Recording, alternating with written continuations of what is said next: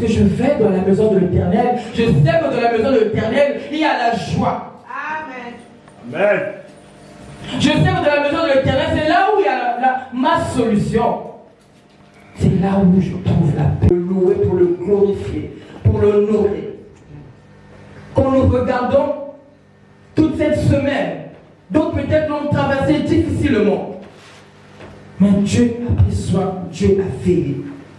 C'est ça, nous devons être dans la joie. Amen. Amen. Nous allons prendre nos Bibles. Connaissons tous cette histoire.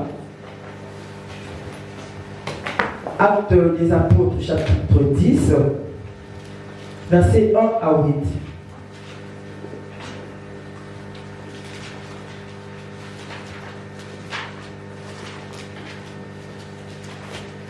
Acte 10, 1 à 8. Je lis au nom du Seigneur. Il y avait à Césarée un homme appelé Corneille, qui était officier dans la troupe romaine appelée cohorte italienne. Il était pieux et craignait Dieu avec toute sa maison. Il donnait beaucoup d'argent au peuple et ne cessait de prier Dieu. Vers 3 heures de l'après-midi, il vit clairement dans une vision un ange de Dieu entrer chez lui et lui dire « Corneille !» Il fixa les regards sur lui et, rempli de crainte, répondit « Qu'y a-t-il, Seigneur ?» L'ange lui dit « Tes prières et les dons que tu as faits sont montés devant Dieu et il s'en est souvenu. Maintenant, envoie des hommes à Jaffa et fais venir Simon, surnommé Pierre. Il est logé chez un certain Simon, un tanneur dont la maison se trouve près de la mer. » Dès que l'ange qui lui avait parlé fut parti, Corneille appela 2 de ses serviteurs et un soldat pieux parmi ceux qui étaient attachés à son service. Il leur raconta tout ce qui s'était passé et les envoya à Jaffa. Amen. Amen. Nous avons tous entendu le texte. La Bible parle d'un homme appelé Corneille.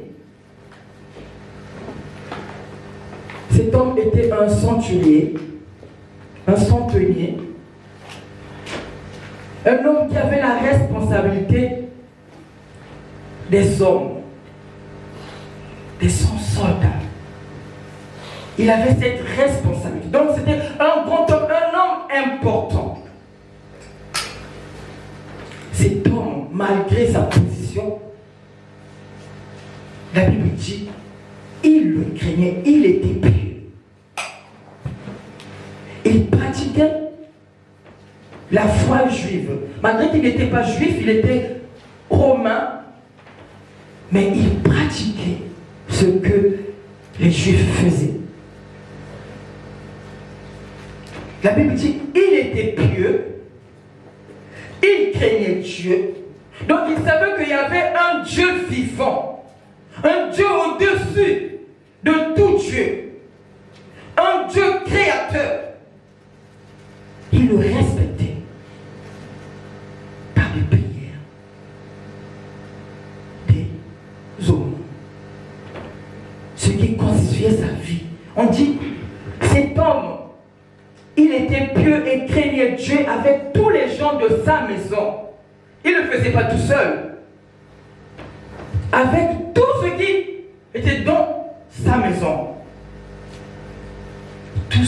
Tous les membres qui étaient dans sa maison, eux aussi, ils faisaient ce qu'ils croyaient à ce Dieu-là. Le Dieu puissant, le Dieu créateur, le Dieu vivant. Amen. C'était sa vie. Comment il marchait. C'est ce que Dieu dit de cet homme. Dieu a dit à Gédéon, qu'est-ce qu'il lui a dit? Qu'est-ce que Dieu a dit à Gédéon? Vaillant héros. Qu'est-ce qu'il a dit à Job? Il a dit, il est intègre. Il n'y a personne dans ce monde comme lui. Que dit Dieu de nous? Que dit Dieu de toi? Est-ce que tu sais ce que dit Dieu de toi? Ne regarde pas ton état, parce que Jésus-Christ est venu pour toi. Tes péchés à la croix, il a tout pris, il a effacé. Amen. Il a pris ta vie, il t'a donné sa vie. Amen. Et qu'est-ce qu'il dit de toi? Que tu lui ressembles. Et il dit que tu lui ressembles. Tu ne ressembles pas à Jésus? Qui ne ressemble pas à Jésus? Quand je dis ressembler à Jésus, qui marche, qui est comme lui. Oui, parce que je ressemble à Jésus. Amen. Jésus en moi, il vit en moi. Donc je lui ressemble, je marche. Ce qu'il faisait, moi aussi, c'est ce que je fais. S'il priait, moi aussi, je dois prier. Il se levait le matin, moi aussi, je me lève le matin pour prier. S'il guérissait les malades, moi aussi, j'ai ce pouvoir, ce mandat de... Amen. Quand on regarde, il dit, on nous parle des anges dans ce texte. En voyant tout ce que Dieu fait, Corneille faisait, Dieu a dit non, c'est vrai que tu es pieux. C'est vrai que tu me crains. Mais il y a quelque chose qui manque en toi. Oui, parce qu'en ce temps-là, Dieu, le Dieu que nous prions, c'était pour les Juifs. C'était pas pour les païens comme on le dit maintenant. Ou pour ceux qui ne connaissaient pas d'autres pays. C'était que pour les Juifs. Mais Dieu n'a pas regardé ça. Il a vu que cet homme lui plaisait, lui était agréable. Il faut que je fasse quelque chose dans la vie de cet homme. Il faut que je me montre. La crainte, la piété n'est pas suffisante, mais il faut qu'il y ait le Saint-Esprit. Il faut qu'il entende la parole de Dieu, afin qu'il soit fort, qu'il soit solide. Quel que soit tout ce qui arrivera, parce qu'on peut venir te tromper, mais qu'il sache que non, ce que tu me dis est faux parce que la parole de Dieu dit ceci. Parce que le Saint-Esprit est en moi. Tu as dit non, je ne le laisse pas, il faut que je fasse quelque chose. Il a envoyé l'ange. L'ange va. L'ange accomplit la mission. Il s'arrête là. L'ange dit tout juste, Dieu a entendu tes prières et te demande. C'est fini. Vous pouvez bien continuer à dire que regarde ce que dit la parole. Mais non, il était limité. Parce que ce n'est pas à lui d'annoncer l'évangile. C'est à toi et moi d'annoncer l'évangile, de parler de Jésus. Ce n'est pas à l'ange, c'est à nous. Toi et moi de gagner les âmes, de ramener ceux qui sont perdus à Christ. Ceux qui souffrent, ou ceux qui entendent beaucoup, il y a la dépression, je ne sais pas, beaucoup de choses se passent, la dépravation, beaucoup de choses se passent dans ce monde. Mais quand on a Christ, même si ces choses se passent, il y aura la paix dans le cœur. Amen. Tu auras la sécurité. L'ange est allé, il s'est arrêté là, il n'a pas annoncé, il a toujours dit qu'un homme viendra te voir, il s'appelle Simon. Mais ne te trompe pas de Simon. Il dit, c'est pourquoi maintenant on voit des hommes à Jaffa pour venir ici un certain Simon que l'on surnomme Pierre. Un certain Simon qu'on surnomme Pierre. Il loge chez un autre Simon. Et deux Simons. Parce que tu peux arriver, tu vois deux Simons. Si on ne t'a pas donné, si on ne t'a pas réellement décrit comment c'est Simon, tu peux faire la confusion. La confusion peut être en toi. Deux fois, nous sommes confondus. Mais quand l'Esprit de Dieu est là, la confusion, il n'y a plus de confusion. Tout est clair. Amen. Quand l'Esprit de Dieu est là, tout est clair. Parce que tes yeux sont ouverts. Tes yeux s'ouvrent. Quand l'ange arrive, il dit, tes prières, tes honneurs, Dieu les a agréés. Je vais le lire dans ma version. L'ange dit, tes prières et tes largesses envers les pauvres ont été accueillies par Dieu. Et il est intervenu en ta faveur. Ces prières, ces aumônes, ces offrandes, on veut que Dieu intervienne en sa faveur. Amen. Tes prières à toi, tes offrandes à toi, faut que Dieu te voie et qu'il intervienne en ta faveur.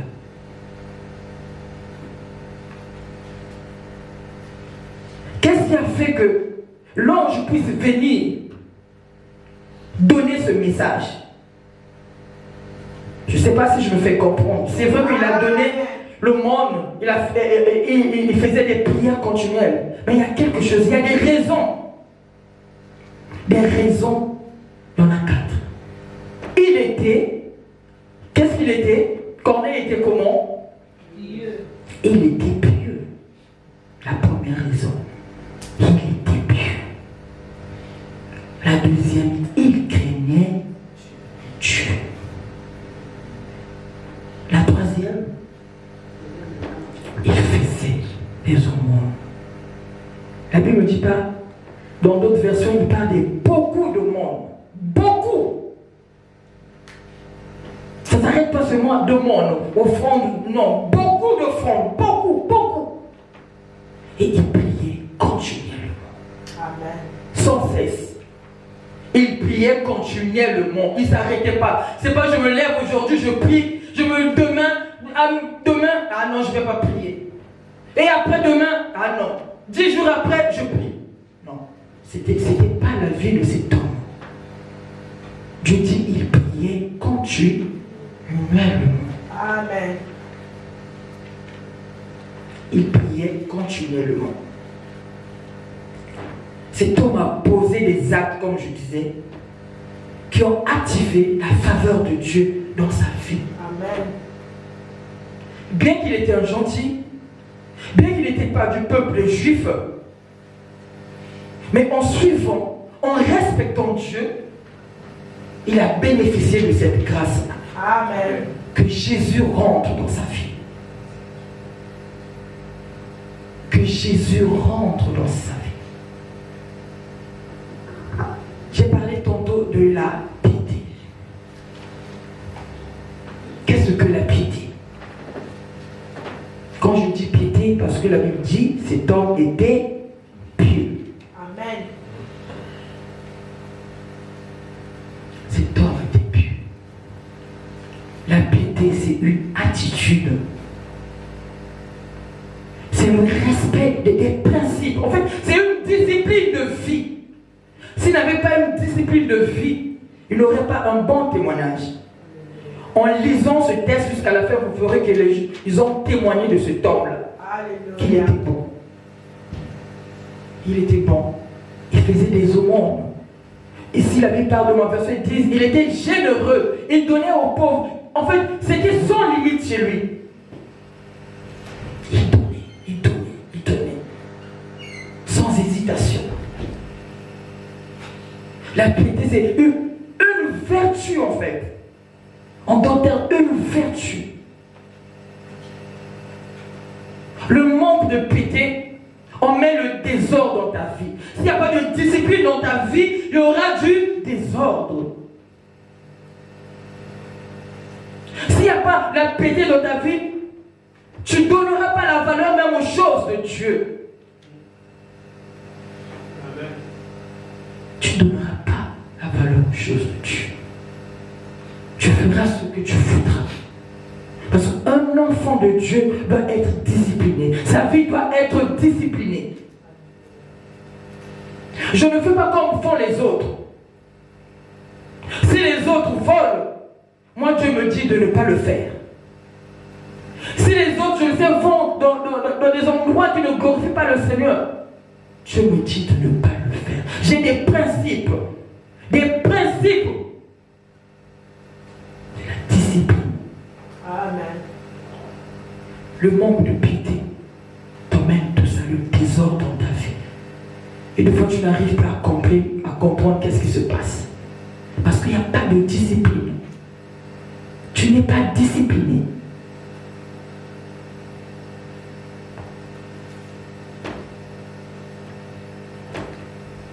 Ça, c'est la première raison.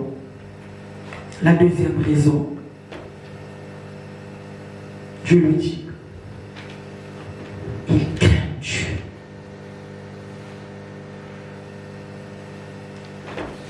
Il craint Dieu.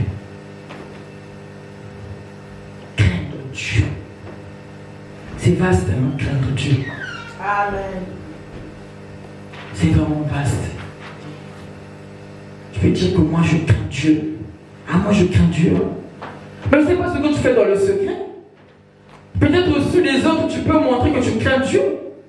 Mais est-ce qu'au fond de toi, quand tu es chez toi là-bas, réellement tu crains Dieu?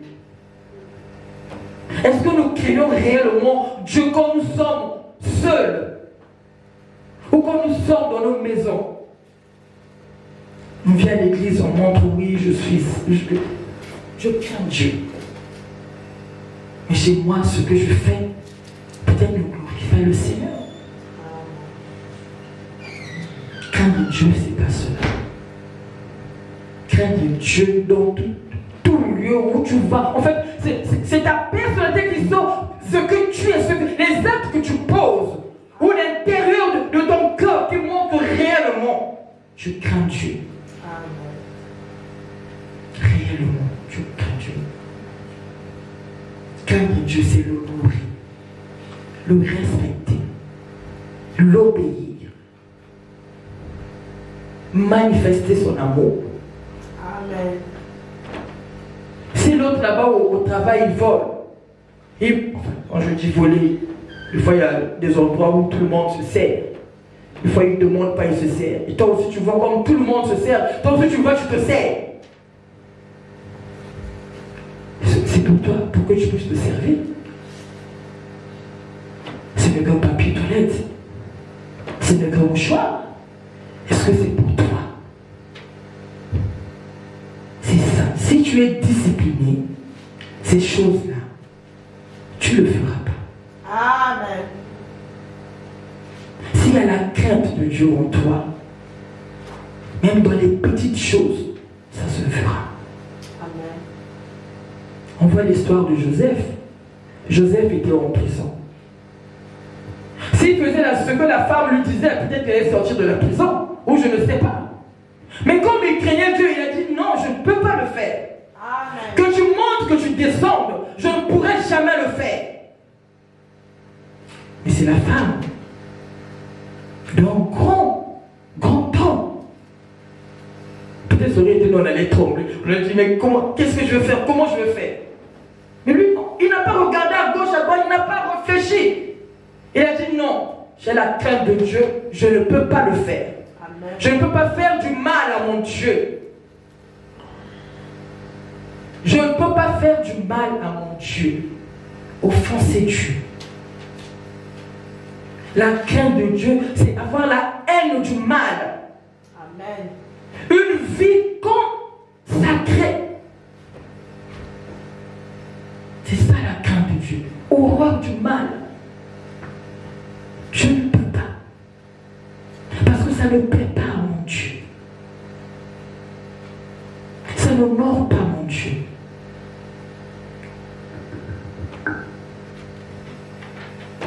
Je ne peux pas, ça n'honore pas à mon Dieu.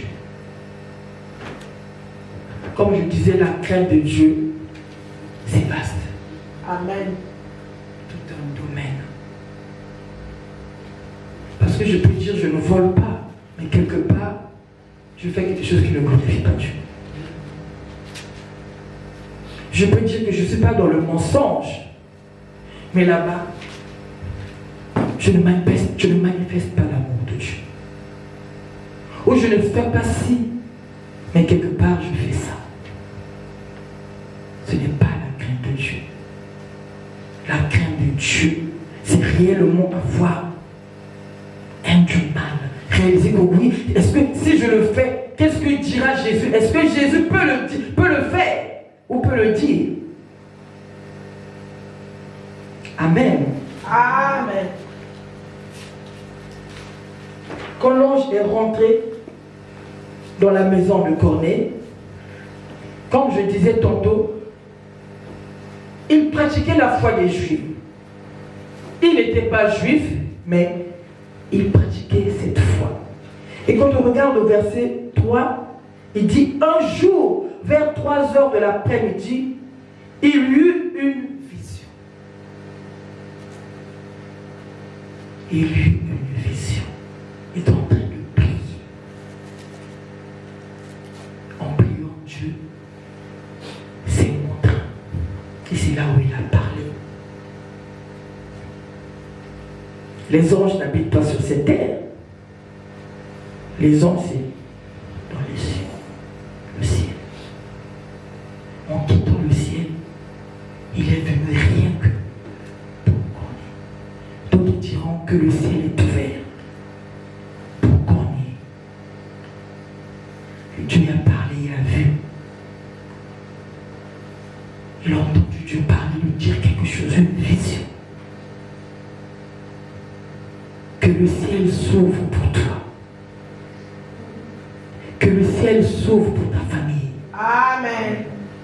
Que le ciel s'ouvre pour ton ministère. Amen. Que le ciel s'ouvre pour tes projets. Amen. Que le ciel s'ouvre pour toi. Amen. Que le ciel s'ouvre. Amen. Ce sont ces actes qui ont fait que le ciel s'ouvre. Que Dieu le voit. Non, je ne le laisse pas. Il faut que je fasse quelque chose. Amen. On peut confondre la piété et la crainte aussi. Parce qu'on a dit la piété, c'était discipline de vie. Il en avait, lui, discipline de vie. La crainte aussi. Mais ce qui ressort quelque chose qu'on doit ajouter à la crainte, parce qu'il y a le Saint-Esprit. Malgré qu'il y avait la crainte, mais il fallait que le Saint-Esprit vienne en lui.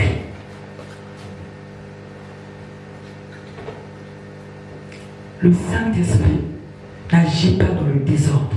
Amen. S'il n'y a pas la piété en toi, et quand le Saint-Esprit viendra, il aura du mal à agir. Parce qu'il trouvera le désordre en toi. Il aura du mal à agir parce que ta vie n'est pas ordonnée. On dit que Dieu, c'est un Dieu d'ordre. Amen. Le désordre, le Saint-Esprit aura du mal à agir. Mais quand il y a l'ordre, tu verras la puissance du Saint-Esprit. Tu verras sa puissance. Tu verras la main puissante de Dieu. Amen. Parce que tu le crains. Tu es à lui. Et le troisième point, je veux souligner, il faisait des aumônes, des offrandes. Comme je disais tantôt, pas une petite, mais beaucoup. Amen. Mais nous devons, quand on nous dit apporte la dîme, apporte les offrandes, c'est compliqué. C'est compliqué. Les offrandes sont faites pour avancer l'œuvre de Dieu. Amen. Quand je dis l'œuvre de Dieu, là où tu pries, c'est pour que ces offrandes puissent remplir le compte bancaire, afin que vous puissiez payer la maison, vous puissiez participer, payer la facture qui se présente. Pourquoi avoir peur de donner les offrandes? Dieu dit, mets-moi à l'épreuve, apporte, mets-moi à l'épreuve. Si je ne ferai pas pour vous les épines dessus. Amen. J'ai lu quelqu'un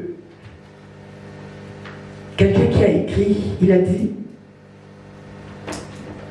s'il n'y a pas d'offrande, le compte bancaire de l'Église est vide. C'est au pouvoir des offrandes qu'on doit l'abondance des revenus de l'Église. S'il n'y a pas, on ne peut pas subvenir aux besoins de l'Église. S'il n'y a pas, le grenier de l'Église est vide. Mais Dieu te recommande, apporte des offrandes. Amen. Et tu verras comment il va intervenir en ta faveur. C'est ce que Corneille a fait. Que des prières et des offrandes. Dieu s'est souvenu de lui. Et toute sa maison a bénéficié de cela. Amen. Quand tu donnes, Dieu veille sur toi. Quand tu donnes, il est là, il ne peut pas t'abandonner. Amen. C'est le premier qui nous a d'abord offert sa vie. Et c'est le premier qui nous donne. Amen. Lui, on le remet seulement ce qui lui est dû. Tu le remets ce qui lui est dû. Donc n'hésite pas de donner les offrandes. Les offrandes peuvent ouvrir le ciel. Ouvre même le ciel pour toi. Amen. Amen. Les offrandes ouvrent. Tu donnes sincèrement. Tu ne t'attends pas. Tu fais des grandes choses. Amen. Par les prières des offrandes, cet homme a été, Dieu a intervenu dans sa vie.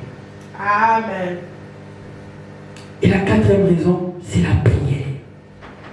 La prière continuellement. Donc la Bible dit, de tout temps, en tout temps.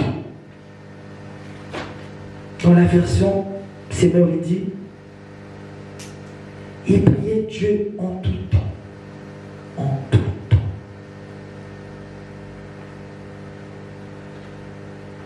C'était chaque instant, chaque heure, mais on nous dit en tout temps. Amen. La prière, c'est une arme secrète pour un chrétien. Sache que la prière, c'est une arme pour toi, secrète. Par la prière, tu ne peux pas être une proie du diable. Amen. La prière, il te met dans l'intimité avec Dieu. Il te fait réellement connaître par la prière, avec la parole de Dieu. Tu connais réellement ce que Dieu donne de toi. C'est par la prière. Ne négligeons pas la prière. Ne disons pas que déjà je connais Dieu, la prière, non. Elle est indispensable pour un enfant de Dieu. Elle te met en communion avec Dieu. Amen. Par la prière, tu lui parles. Comme tu parles à ton ami, à tes enfants, tu lui parles comme ça. C'est la prière. Amen. Ne négligeons pas la prière. Si tu as perdu cette relation de prière, cette année, restaure cela.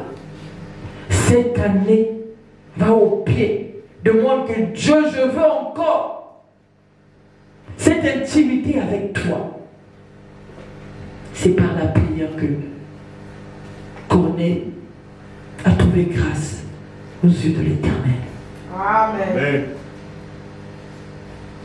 En disciplinant sa vie, en craignant Dieu, en donnant les offrandes, en priant, Dieu ne l'a pas laissé.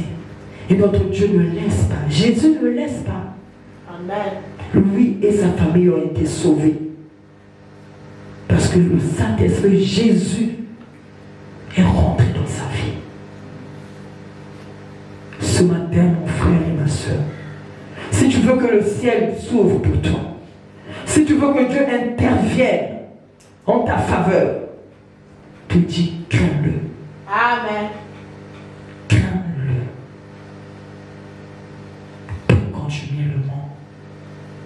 Et accomplis ou pratique sa parole. Parce que nous avons déjà le Saint-Esprit. Sans le Saint-Esprit, je ne pourrais pas craindre Dieu.